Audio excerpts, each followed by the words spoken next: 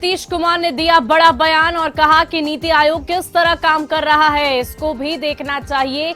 UP और महाराष्ट्र के बाद पूरे राष्ट्र को एक ही मापदंड में देखना विचित्र बात है। बिहार आबादी के हिसाब से तीसरे नंबर पर है। उन्होंने कहा कि जब भी नीति आयोग की बैठक में मैं जाऊंगा अपनी पूरी बात को उनके समक्ष रखूंगा। दुर्गा पूजा पर कोल कर्मियों को बड़ा बोनस मिला है। कर्मचारियों को कोल इंडिया ने बताया है। कोल इंडिया प्रबंधन और श्रमिक संगठनों के नेताओं के बीच घंटों चली बैठक में इस पर सहमति बनी। 11 अक्टूबर तक बोनस का भुगतान हो जाएगा। पिछले वर्ष कोल इंडिया एवं अनुषंगी कंपनियों के कर्मियों को 68,500 रुपए बोनस मिला था और इस वर्ष 4,000 रुपए अधिक भुगतान होगा। 1 अप्रैल 2021 के बाद रिटायर होने वाले कोयला कर्मियों को भी बोनस मिलेगा। दिल्ली में कोल इंडिया मानकीकरण समिति की बैठक में यह निर्णय लिया गया है। बैठक में प्रबंधन एवं यूनियन के नेता मौजूद थे। पूर्व सांसद सह जाप संरक्षक पप्पू यादव को 32 साल पुराने अपहरण के मामले में कोर्ट ने बरी कर दिया। पप्पू यादव को कोर्ट में पेशी के लिए सोमवार को लाया गया और एडीजे निशिकांत ठाकुर की कोर्ट में उन्हें पेश किया गया। विपक्ष की ओर से अपहरण के मामले में कोई ठोस साक्ष्य प्रस्तुत नहीं किए जाने के कारण कोर्ट ने पप्पू यादव को बाइज्जत बरी कर दिया। कोर्ट से बरी होने के बाद पप्पू यादव ने ट्वीट भी किया और ये कहा कि इंसाफ हुआ है, षड्यंत्र बेनकाब हुआ। जनता के आशीर्वाद से आज बाइज्जत बरी हो गया। साबित हो गया फर्जी मुकदमा में मुझे कैद किया गया था। न्यायालय के प्रति आभार भी जताया। नीति आयोग की रिपोर्ट पर सीएम नीतीश कुमार ने बड़ा बयान देते हुए कहा कि नीति आयोग किस तरह काम कर रहा है इसको भी देखना चाहिए।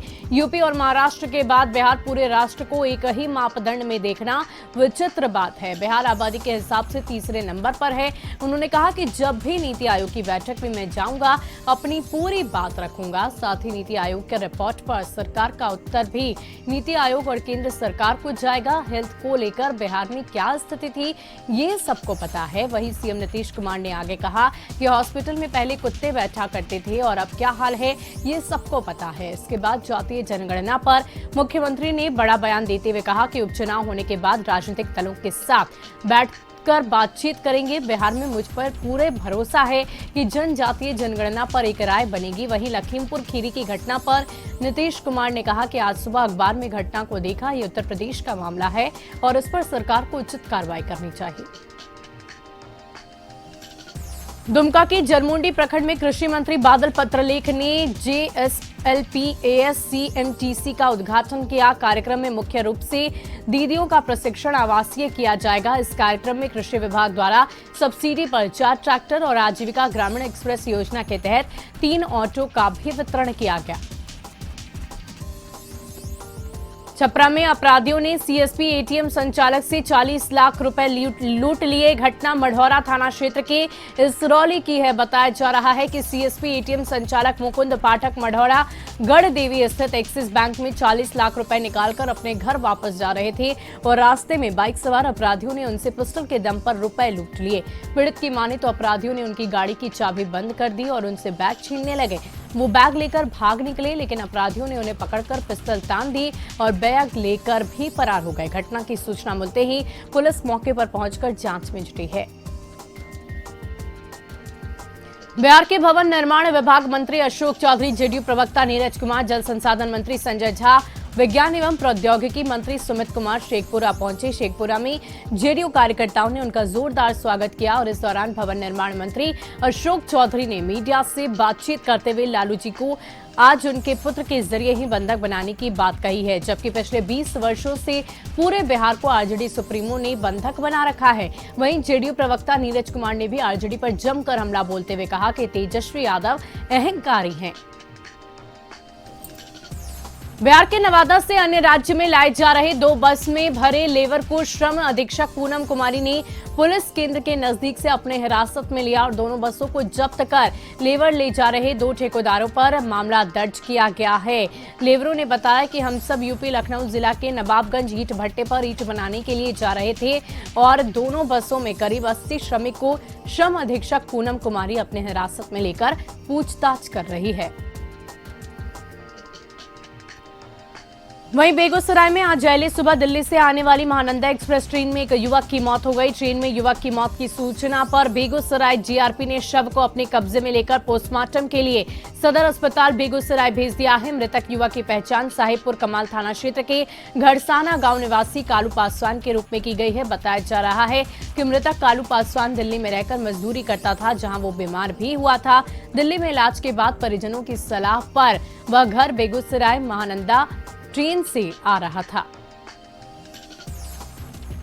रोसड़ा अपर जिला एवं सत्र न्यायाधीश द्वितीय दिवेश कुमार की अदालत ने मई 2019 में हुए रोसड़ा थाना क्षेत्र के हिरमिया गांव में बकरी को लेकर हुए विवाद में एक युवक की पीटकर हत्या मामले में दोषी ठहराए गए 4 आरोपियों को आजीवन कारावास की सजा सुनाई है। कोर्ट ने रोसड़ा थाना क्षेत्र के हिरमिया निवासी मोहम्मद रज्जाक और उनकी पत्नी अख्तरी खातून, बेटा जलील और शाहिब को दोषी करार देते हुए सश्रम आजीवन कारावास की सजा सुनाई।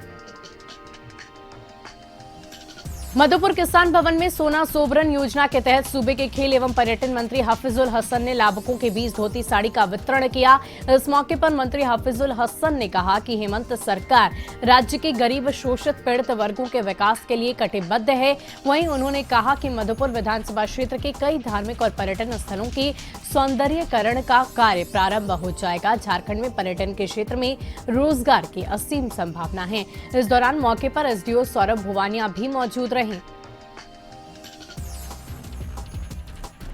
बेगूसराय में उत्तर प्रदेश के लखीमपुर खीरी में आंदोलनकारी किसानों की हत्या के विरोध और किसान आंदोलन के समर्थन में कांग्रेस ने कैंडल मार्च निकाली। कांग्रेस कार्यकर्ताओं ने शहर के स्वर्ण पुस्तकालय से कैंडल मार्च निकाला और विभिन्न रास्तों से होते हुए शहीद स्मारक पहुंचकर कैंडल मार्च को समाप्त किया।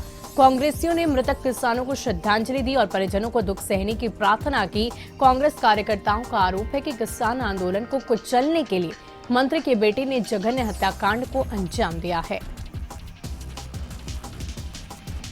भाजपा प्रदेश अध्यक्ष एवं सांसद दीपक प्रकाश के नेतृत्व में बीजेपी के कई नेता और अधिकारियों ने रांची के ऐतिहासिक मोरहाबादी मैदान में आंदोलन कर रहे सहायक पुलिसकर्मियों से मुलाकात की और उनकी समस्याएं सुने। मौके पर बीजेपी प्रदेश अध्यक्ष दीपक प्रकाश ने कहा कि भारतीय जनता पार्टी के एक कार्यकर्ता इन सहायक पुलिसकर्मियों के आंदोलन में समर्थन करते हैं। उन्होंने कहा कि जब झारखंड में भारतीय जनता पार्टी की सरकार थी तो सरकार ने इन युवाओं को रोजगार देने का काम किया और आज हेमंत सरकार ने इन्हें बेरोजगार कर दिया है। राज्यपाल रमेश बैस ने सोमवार को राजभवन में राज्य के कई विश्वविद्यालयों के शैक्षणिक और प्रशासनिक कार्यों की उच्च स्तरीय समीक्षा बैठक की। बैठक में झारखंड लोक सेवा आयोग के अध्यक्ष अमिताभ चौधरी, अपर मुख्य सचिव उच्च एवं तकनीकी शिक्षा विभाग की के खंडेवाल के साथ कई आला अधिकारी मौजूद रहे। बैठक में राज्यपाल रमेश बैस ने विश्वविद्यालय में रिक्त पदों पर लंबे अंतराल से नियुक्ति न होने पर चिंता व्यक्त की और इसे एक गंभीर समस्या बताई। उन्होंने कहा कि विश्वविद्यालय को भी रोस्टर क्लियरेंस कर समय पर भेज देना चाहिए। शिक्षण संस्थानों में आधारभूत संरचनाएं मौजूद होनी चाहिए। विद्यार्थियों के भविष्य के साथ किसी भी स्थिति में खिलवाड़ नहीं होनी चाहिए। अब कक्षाएं भी ऑफलाइन शुरू हो गई हैं। हमें विद्यार्थियों के शिक्षण पर और विशेष ध्यान देने की आवश्यकता है। बेरमो के करगली बाजार में बीती रात को लगातार हो रही बारिश से मकान का दीवार गिर गया, जिसके मलबे में दबकर 75 वर्षीय शिवदुलारी देवी गंभीर रूप से घायल हो गए। ग्रामीणों ने मलबा हटवाकर रामबली को बाहर निकाला, लेकिन तब तक वो गंभीर रूप से घायल हो चुकी थी। परिजनों ने बुजुर्ग महिला को अस्पताल में भर्ती कराया। वहीं पूर्व फुसरो नगर परिषद उपाध्यक्ष कृष्ण कुमार ने बुजुर्ग महिला के लिए शासन स्तर से मदद की गुहार लगाई है। रांची में स्वच्छ भारत मिशन के तहत लाखों रुपए की लागत से बनाए गए मॉड्यूलर टॉयलेट धीरे धीरे बदहाल होते जा रहे हैं। टॉयलेट की देखरेख स्वच्छ भारत मिशन के तहत की जा रही है, लेकिन अधिकारियों की लापरवाही से मॉड्यूलर टॉयलेट धीरे धीरे कबाड़ में तब्दील होता जा रहा है।